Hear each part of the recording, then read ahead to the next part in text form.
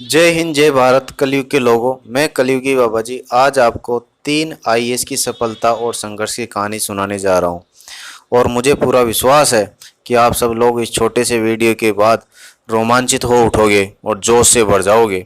और आप भी अपने जीवन के लक्ष्य के बीच में आने वाली छोटी बड़ी परेशानियों को भूलकर इन आईएएस के जैसे सफलता प्राप्त करोगे।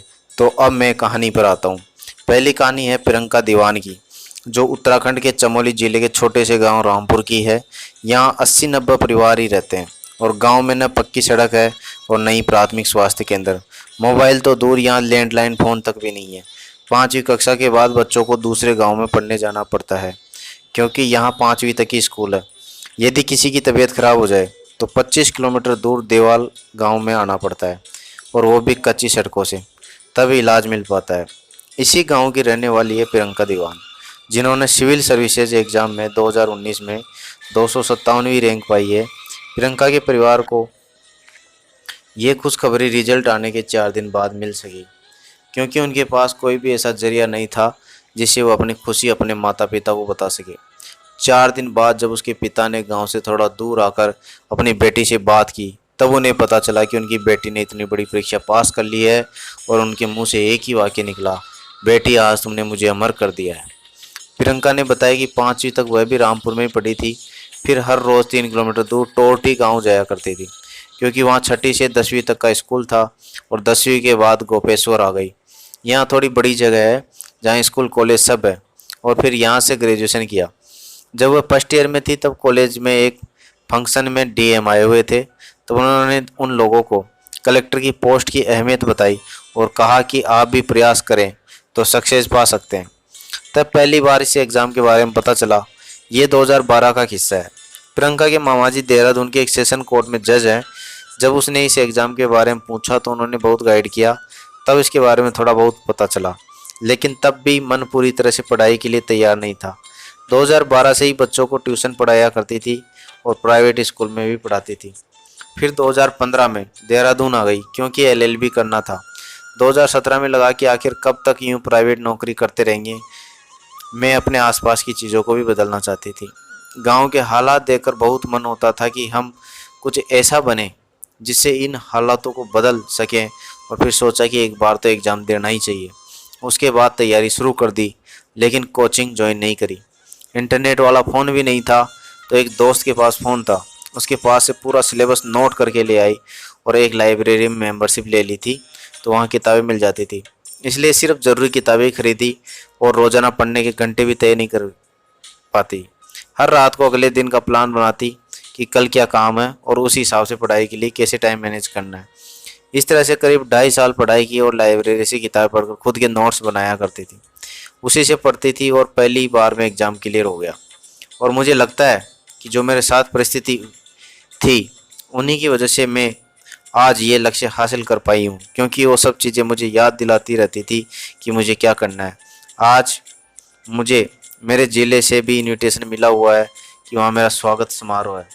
दूसरी कहानी है बिहार के समस्तीपुर से 3 किलोमीटर दूर दुर्लभ नामक गांव के रहने वाले राहुल मिश्रा की, जिसने 2017 में 11 लाख रुपए के पैकेज वाली नौकरी को छोड़ दी थी। राहुल ने आईआईटी बीएचयू से पढ़ाई की थी और 2016 में उनके कैंपस प्लेसमेंट भी हो गया था। वह नौकरी करने पुणे चला गया, लेकिन 6 महीने बाद ही घर आ गया, क्योंकि प्राइवेट सेक्टर में क्या कंडीशन है जॉब करने वालों की। और हमेशा भय बना रहने लगा कि नौकरी जाने का। वैसे मेरे गांव में नौकरी बड़ी मुश्किल से मिलती थी, इसलिए जब मैं गांव छोड़कर आया तो घर में सबका मिला जुला रिएक्शन था। पिताजी ज़रूर साथ थे, लेकिन बाकी लोग कह रहे थे कि क्यों छोड़ दी, आजकल कहाँ नौकरी मिलती है आसानी से। हालांकि राहुल तय कर चुके थे कि उन्हें सिविल सर्विसेज एग्ज़ाम में जाना है। राहुल ने घर आने के बाद सबसे पहले सोशल मीडिया से दूरी बनाई, व्हाट्सएप चलाना बंद कर दिया और सोशल मीडिया के सारे अकाउंट्स इस्तेमाल करना छोड़ दिया। घर से कम ही निकला था, अधिकतर समय पढ़ाई को ही देने लगा। कोचिंग ज्वाइन नहीं की, टेस्ट सीरीज के लिए ज़रूर ऑनलाइन क्लासेज ली थी। एग्ज़ाम स्ट्रेटेजी में बोले कि पुराने सालों के पेपर देखकर मुझे पता चला कि इस एग्ज़ाम का डिमांड क्या है। कुछ सीनियर्स ने जो ये एग्ज़ाम क्रैक कर चुके थे, उनसे पूछा करता था कि उन्होंने कैसे किया। इसके अलावा उन दोस्तों से बात करता था जो आईएएस की तैयारी कर रहे थे। बाकी सब सेल्फ स्टडी थी। अचानक दोस्तों को छोड़ना थोड़ा शुरू में कठिन लगा, लेकिन धीरे धीरे जब पढ़ाई में मन लगने लगा तो सब भूलता गया। बोले कि मैंने अपने गांव के हालात देखे हैं, इसलिए मन में कुछ करने का ठाना था। बोले रिजल्ट वाले दिन पिताजी स्कूल के निकले थे, बोल रहे थे कि चौक पर रुककर गाड़ी में हवा डलवाएंगे फिर जाएंगे।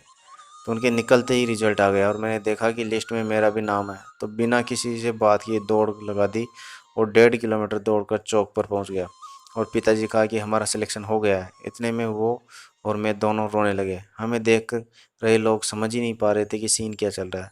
फिर पापा घर आ गए, उन्होंने उस दिन छुट्टी ले ली। फिर दिन भर फ़ोन आए और उन दोस्तों के भी कॉल आए जिनके बारे में मुझे लगा था कि अब कभी कॉल नहीं करेंगे। ऐसे रिश्तेदारों के फ़ोन आए जो थोड़ा दूर चले गए थे। एकदम से सब करीब आ गए। राहुल कहते हैं इस एग्ज़ाम की ये खूबी है कि एक बार सफल हो जाओ तो सबके रिएक्शन बड़ी जल्दी बदल जाते हैं। राहुल की आईएएस में 202 रैंक आई है। पूरे गांव में उनकी सफलता का जश्न मन रहा है। सफलता की तीसरी कहानी फिरोज आलम की, जिन्होंने 5 बार एग्ज़ाम दी लेकिन क्रैक नहीं कर पाए, लेकिन पढ़ना बंद नहीं किया। फिरोज कहते हैं कि मैं 2014 से सिविल सर्विसेज का एग्ज़ाम दे रहा था, लेकिन सिलेक्शन नहीं हो पा रहा था।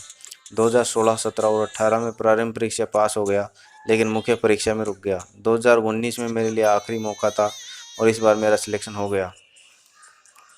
फिरोज आलम जो अभी तक दिल्ली पुलिस में कांस्टेबल थे। फिरोज ने 12वीं के बाद ही दिल्ली पुलिस ज्वाइन कर लिया था। जब पुलिस की परीक्षा पास की तब लक्ष्य भी यही था कि या तो पुलिस में जाऊंगा या फिर आर्मी में जाऊंगा। 3 साल पुलिस में बिताने के बाद सीनियर को अफसरों को देखा तो जफर कहते हैं कि सीनियर्स की लीडरशिप देखकर मैं बहुत इम्प्रेस हुआ। मन में सोचा कि जब ये लोग कर सकते हैं तो मैं क्यों नहीं कर सकता। इसी के बाद मैंने तैयारी शुरू कर दी। मुझे लगातार असफलताएं मिली, लेकिन मैंने तैयारी करना बंद नहीं किया। ड्यूटी हावर्स के हिसाब से पढ़ाई करता था। जब शहर में बड़े इवेंट्स होते थे तब आवर्स बढ़ जाते थे, तो पढ़ाई अच्छे से नहीं हो पाती। हालांकि मैंने कभी पढ़ना बंद नहीं किया और आखिरकार सफलता मिल ही गई। फिरोज अपने परिवार के पहले ऐसे शख्स हैं जिन्होंने सिविल सर्विसेज के एग्ज़ाम क्रैक किया है। कहते हैं कि पिता पहले स्क्रैप का काम करते थे और बाद में भैया बीएसएफ में चले गए, तो परिवार की स्थितियां थोड़ी ठीक हुई और फिर भी मैं भी दिल्ली पुलिस में लग गया। फिरोज की 645वीं रैंक आई है सीएसई 2019 में। जो 829 कैंडिडेट पास हुए हैं, उनमें से 42 मुस्लिम कम्युनिटी से हैं। इन्हीं में से एक फिरोज भी है। फिरोज का मेरिट लिस्ट में नाम आने के बाद से ही यूजर्स इन्हें वेब सीरीज़ पाताल लोक का इमरान अंसारी बता रहे हैं, जो भी इसी तरह कांस्टेबल होता है और बाद में आईएएस का एग्ज़ाम क्रैक कर लेता है। फिरोज कहते हैं कि सफलता का एक ही फॉर्मूला है, कभी हार मत मानो। हो सकता है सक्सेस आपके आखिरी ट्राई का ही इंतज़ार कर रही हो, जैसे मेरे साथ हुआ। तो इसी प्रकार भाई लोगों, अगर आपको जीवन में सफलता प्राप्त करनी है तो कुछ कॉम्प्रोमाइज़ तो करना ही पड़ेगा। आपको सोशल मीडिया से दूर होना पड़ेगा और एक कमरे में बंद होकर कीपैड वाला फ़ोन रखकर अच्छे से तैयारी करनी पड़ेगी, जभी आप सफल हो पाओगे। आपको ये वीडियो कैसा लगा मुझे कमेंट करके ज़रूर बताएं, और अगर आपको ये वीडियो पसंद आया हो तो प्लीज़ इस चैनल को अभी के अभी सब्सक्राइब कर दो, क्योंकि इस चैनल पर और भी बहुत ही शानदार और ज्ञानवर्धक वीडियो आने वाले हैं। जय हो।